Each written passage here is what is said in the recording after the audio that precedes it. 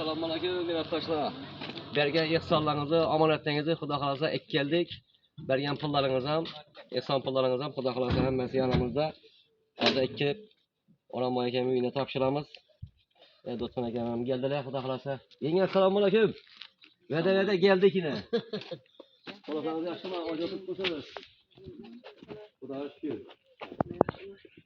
Ola ihson, inamı pulu, sporamadım kalgan pul, bu arada sonra alıp sözünü. Veda. 1,5 milyon mu, 2 milyon mu, neçe çıksa sizdeki? Xudo xolasa yine devam ettiremiz. Hiç kıslıkmıyorsunuz. Balalarım ona mekeme göremiz, keser gelgen soğuk dep, yine kişi geçerim geldi. Xudo xolasa köpeş yatırım. Ben yine bu avret alıp koyayım. Nereyse? Vatana yol başlar. Bismillahirrahmanirrahim.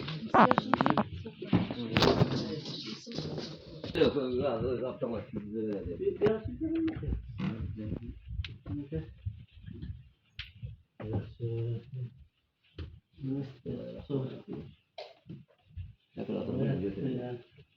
Aramboy. Aramboy. Uyak. Uyak geldi. Aramboy.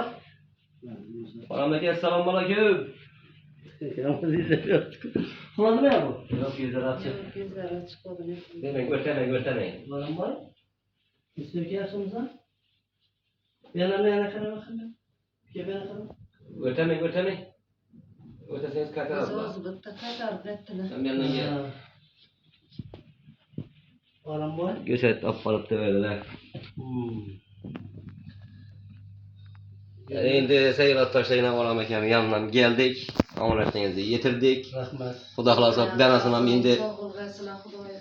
Bir gelişemiz bundan Orhan Mekan'ın Xudo xolasa nesip olsa Jallantıradan, Davlatadan yoluna ötemiz indi. Bir repressiyalara kalıp tuttu. Xudo xolasa koldan gelişe birleşsek tağam sındır ölemiz bize. Rahmet. Şuncha kesele davlattık, şunchasini ayakta durguzdik. Xudo xolasa Orhan Mekan'ın durguzamiz, bir geliş hareket etsek Xudo xolasa. Şuna indi kollarınızdan gelgençe yordamlayınızı ayamaysılar. Erteğinden başlap kartan ömürleri koyaman. Rossiyadakilere hemmeyiz. Kaysi devlette oluşundan katli nazar istiklaldan çıkan bu Allah işilatımızın eki ülkeleri. Başka yer ki olsam. Bütün kesele yardım edeceğim bir kesele 10 sağ adamın savabı yazılar diyen gep bu.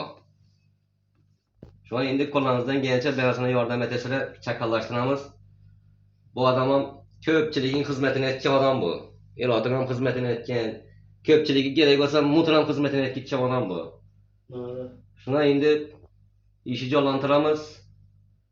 Xudoyim uylarında toy oluğa yakı. Toylarda oturuşup, gülüşüp oturacağımız bu günleri görmeyenli olup Xudo xolasa ese kollarınızdan gelince neteresini. Yine şirketlerim şöyle denmesi.